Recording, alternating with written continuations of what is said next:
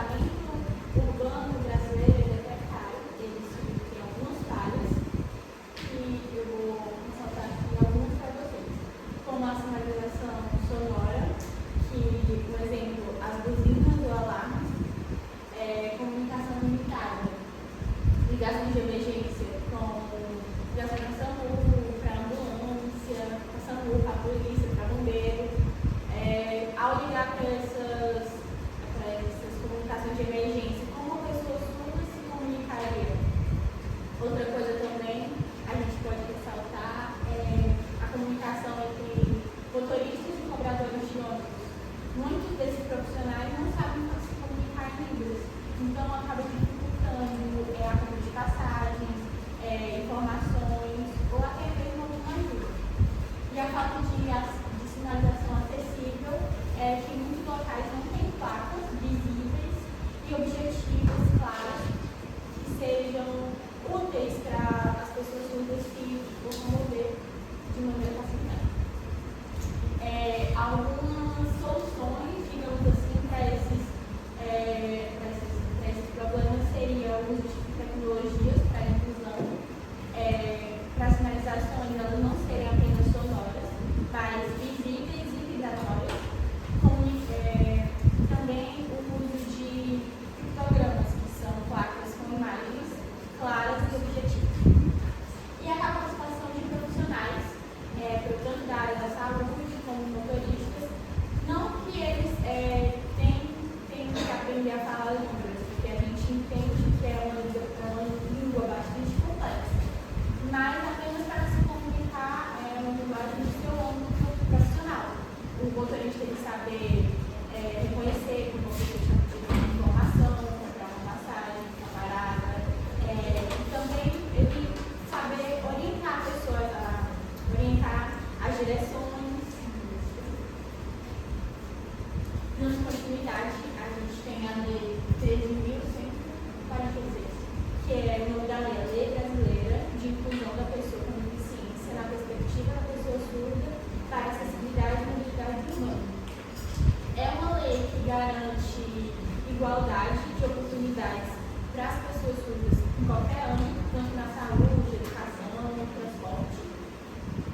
E ela também fala que é dever do Estado garantir as pessoas surdas, não é dever do Estado proteger as pessoas surdas contra a discriminação.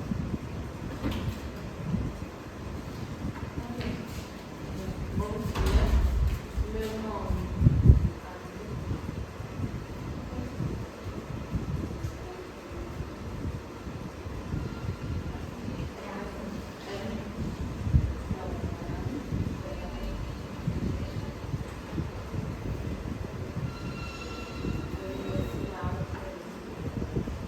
dando continuidade à apresentação, eu vou mostrar para vocês o Programa de Mobilidade Urbana do Distrito Federal, que se chama Circula Brasil.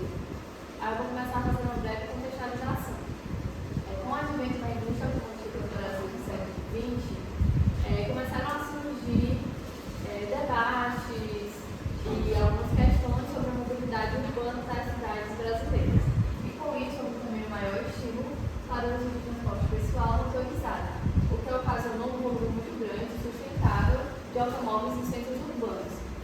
E com isso também gerou um maior estresse durante o trânsito, insegurança, poluição e entre outras coisas.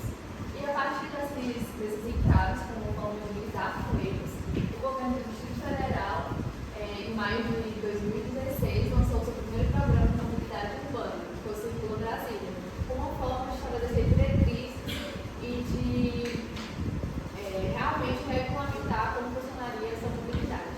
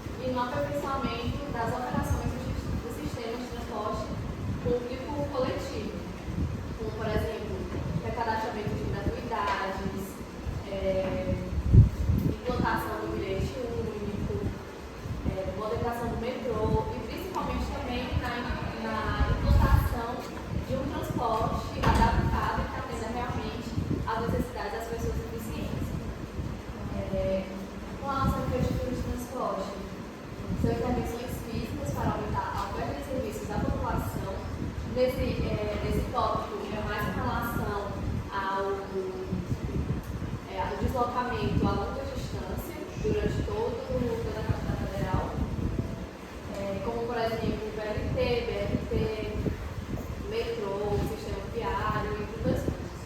Com relação à mobilidade ativa, são a criação de ambientes seguros para o deslocamento a pé e com bicicleta, como por exemplo a integração entre motos, carros, ciclistas, pedestres, a criação também de ciclovias e também garantir um ambiente seguro para que as pessoas não viverem a pé, etc. E também a redução da poluição.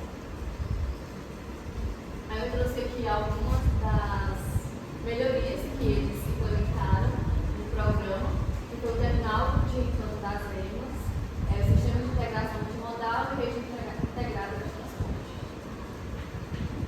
Aí os principais benefícios: o transporte coletivo moderno, rápido, confiável e confortável, sistemas de transporte integrados, como eu falei anteriormente, compromisso ambiental, sustentável, econômico e social, urbanização e organização do espaço público, qualidade de vida e inclusão social. Porém, esse último tópico, que é relacionado à inclusão social, a gente pode perceber que ele ainda é muito falho, né? Ainda tem muitas coisas que devem ser melhoradas e implementadas. Agora, em relação a políticas públicas, eu trouxe esse tópico que relaciona, que mostra que elas são descontinuadas e também que há um pouco de debate com a sociedade.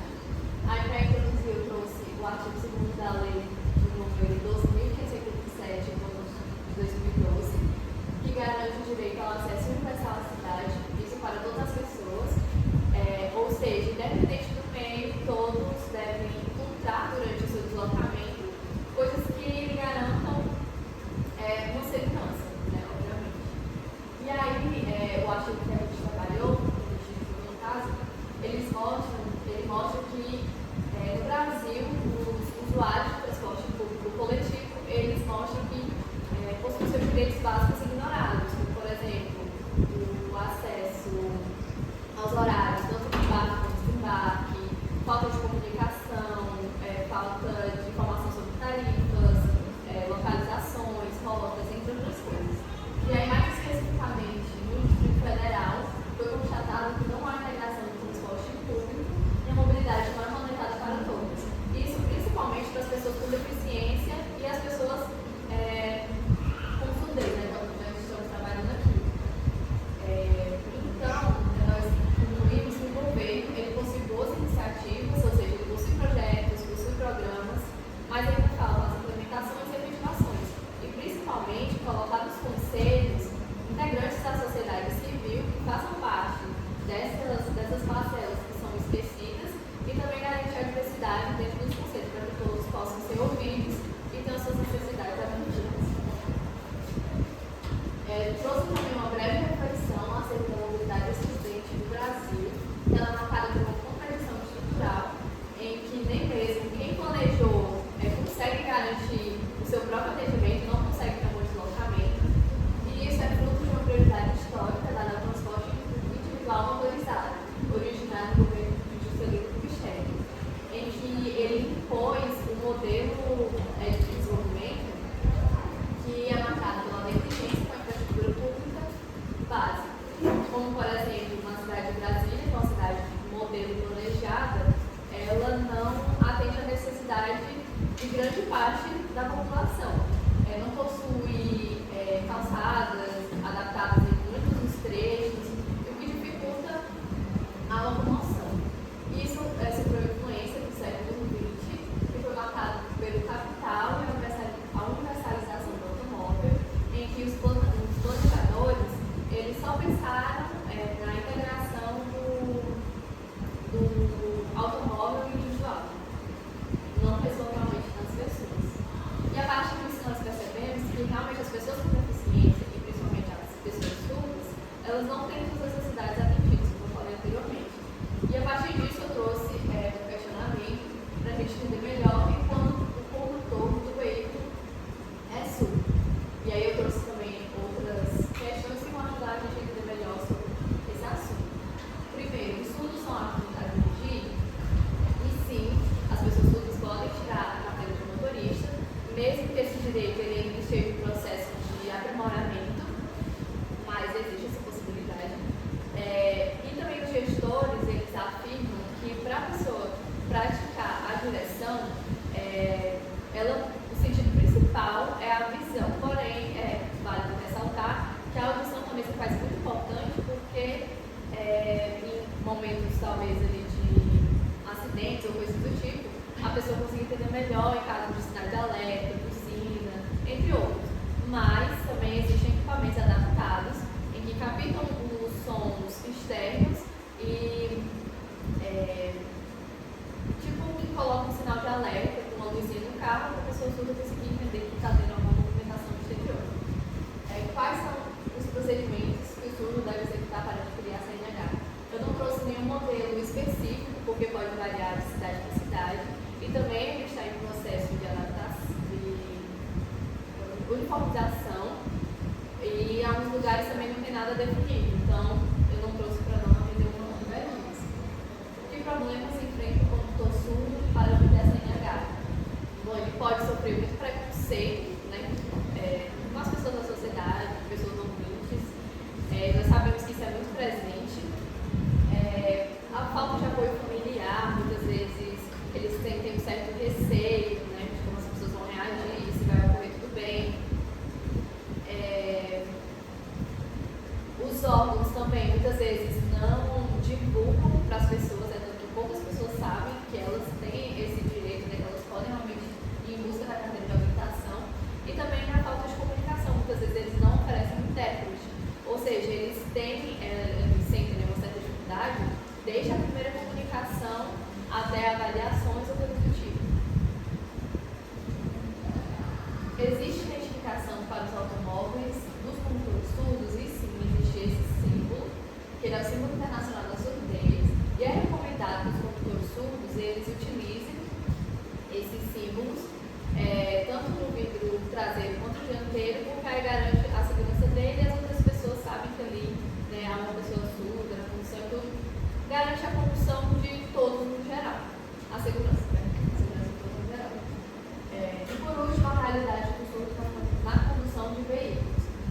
Como a Sara falou anteriormente, muitas vezes acontece um acidente, eles sentem uma dificuldade na comunicação, tanto com o SAMU, quanto ambulâncias, polícias, etc. Apesar de ter tecnologias, né, como o celular, por exemplo, mas ainda assim atrasa um pouco ali o processo, né? Muitas vezes também se há algum problema no carro, não tem como identificar de uma forma rápida também, apesar que eles conseguem identificar muitas vezes pelas vibrações, mas ainda assim é muito complicado. Questão de buzinas, como falei anteriormente, não consegue ter essa identificação, a não ser que tenha o aparelho específico para poder ali ajudar. E também, como a Sara falou, em questão de transportes públicos, ou transporte por aplicativo, também é difícil a comunicação ali se a pessoa não souber a língua de sinais, libras e coisas do tipo.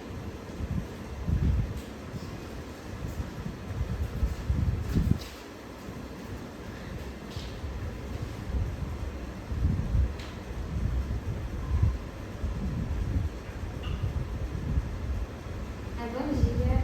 Dando continuidade, acho que algo importante que nós não podemos deixar de falar é tanto a questão da acessibilidade, da mobilidade, a gente não pode trazer só para o nosso contexto, nós temos que trazer também para o contexto da realidade das pessoas surdas. Então, algo que é muito debatido no artigo é sobre a criação de termos específicos, né? Porque existem muitos termos que não existem na Libras. Então, é o pensamento de como pode ser possível discutir termos técnicos de áreas específicas e ocasionar expansão lexical em Libras. E o contexto linguístico é basicamente essa lei, esse decreto, porque essa lei 10.436 de 2002, ela deixa claro que a Libras é um meio legal de comunicação e torna ela como segunda língua, né, do Brasil. E esse decreto de 5.626, de 22 de dezembro de 2005, ele torna obrigatório o ensino de Libras para o curso de licenciatura.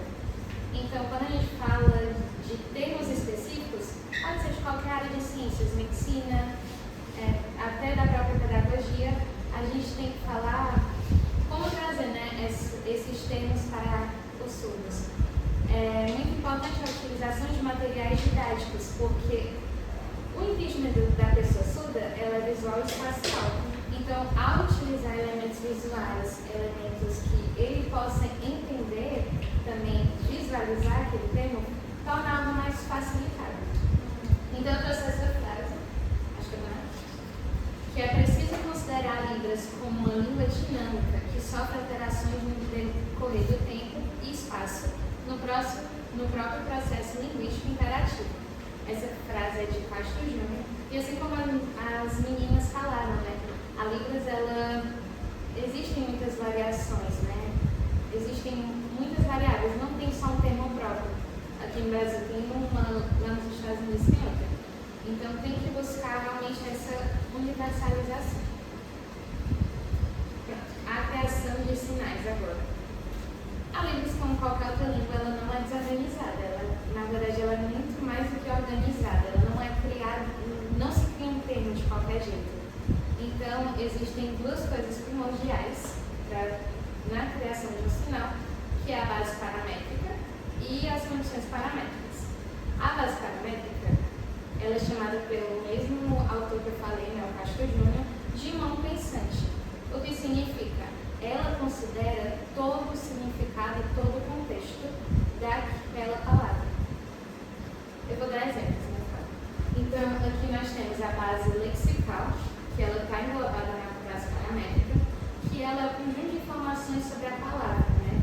Como ela se estrutura, por exemplo, se ela é um adjetivo, se ela é um substantivo, quantas siglas elas são separadas, enfim.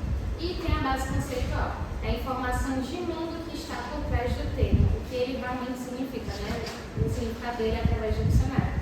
Então, se a gente pegar, por exemplo, o nome, né? Organismo. Antigamente não tinha ele, não tinha o sinal dele em Libras. Ele foi criado muito recentemente, inclusive por um professor que fez uma tese de doutorado acerca dos termos das ciências em Libras. Então, para criar um sinal, né, teria que ver o significado de organismo, que é a base conceitual, realmente o que ele significa, ser vivo, que tem células e tudo, e a base lexical, né, que é justamente o que é o organismo, não substantivo. E ele cria essas coisas. E nós temos também as condições paramétricas, que é as regras da própria língua da Libras. Então, as condições paramétricas, a base paramétrica, ela é o que vai ser dito. E as condições paramétricas é como vai ser dito na Libras. Então, ela engloba todas aquelas 5 articulações, né, que nós aprendemos. O rosto, o modo da mão, o movimento da mão, enfim, entre outros. E nós também temos algo muito importante, que é a datilologia, que é o processo de soletrar a letra, a palavra com a mão. Como eu falei, né, existem muitos termos que não existem nas Libras. Então, muitas vezes nós vamos ter que fazer ela com as mãos. E nessa questão, existem as políticas linguísticas, que são as decisões conscientes e as grandes escolhas que uma sociedade faz como as línguas devem ser usadas na vida social. Então, é a partir das políticas linguísticas que nós vamos ver qual é a necessidade que as pessoas surdas elas precisam naquele momento. E o planejamento linguístico é a prática. Ou seja, a política linguística, ela fala o que precisa ser feito e o planejamento ele fala como se deve ser feito. E a Libras ela precisa ser equipada para ser uma língua de interação completa, especialmente em ambientes complexos. Isso eu estou retomando a minha primeira fala, né? Existem muitos termos específicos que não existem nas Libras. O artigo ele também fala, né, da criação do termo coração, o próprio coração, que não é o negócio de gastar. Então, eu acho que ele é assim, se eu não me engano. E ele também foi criado por uma tese de doutorado. Então, só que tem que tornar isso realmente algo universal. Não pode ser só um achismo de uma pessoa, aqui em Fortaleza a gente faz de um jeito, lá no Maranhão faz de outro. Não, realmente a Libras ela tem que ser toda equipada para que possa haver a melhor compreensão. E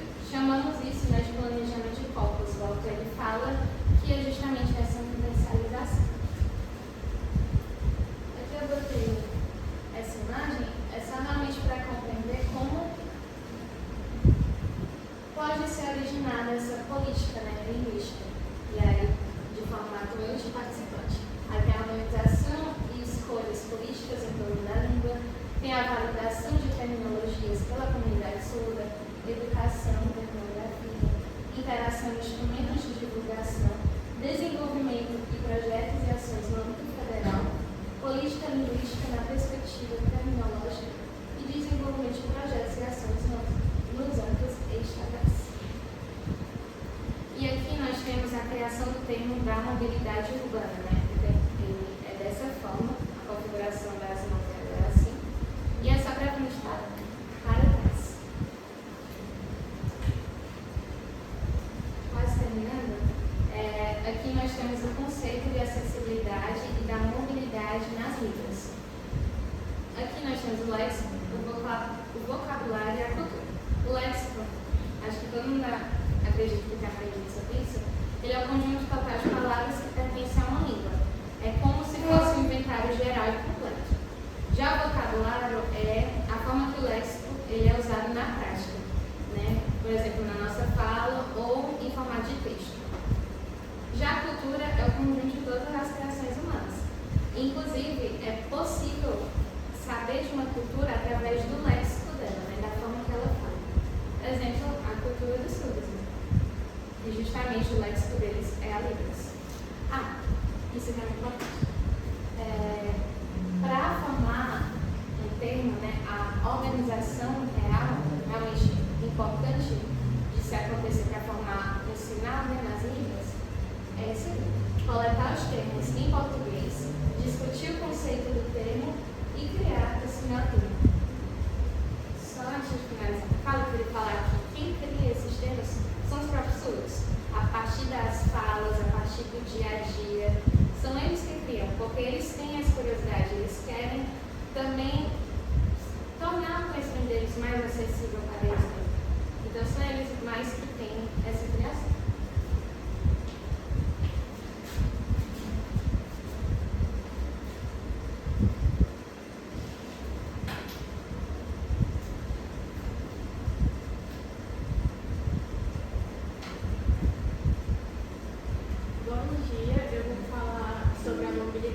E as suas leis.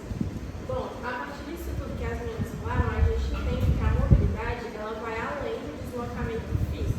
Ela é também um direito de segurança, igualdade e de autonomia da pessoa surda ou de qualquer outra pessoa. Eu trouxe aqui as leis que regem essa mobilidade, que é a Lei 2.587, que garante o acesso universal e a integração dos transportes para a pessoa surda conseguir ter acesso, ou qualquer outra pessoa, aos transportes, sejam públicos ou não. A lei número 13.146 da LBI assegura a autonomia e segurança na mobilidade da pessoa com deficiência e no nosso trabalho com ênfase da pessoa surda, né?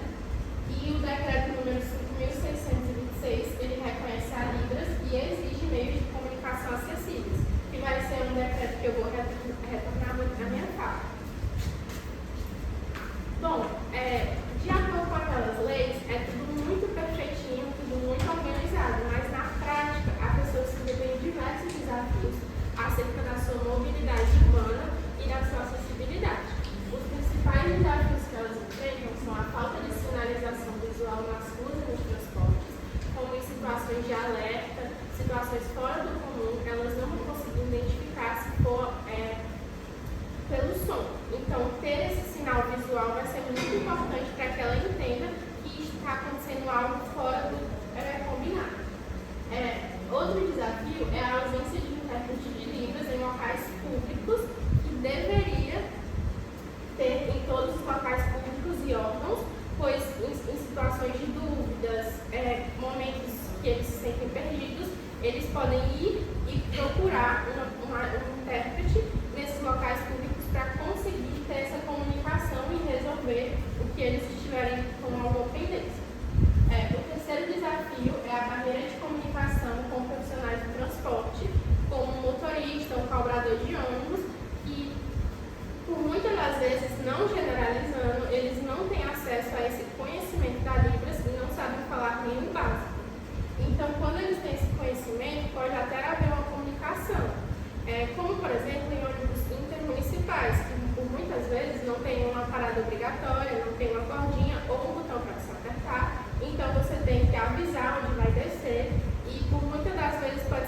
cobrador motorista não tem esse conhecimento.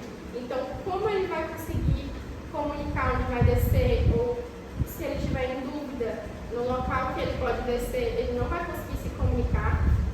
E nisso eu já até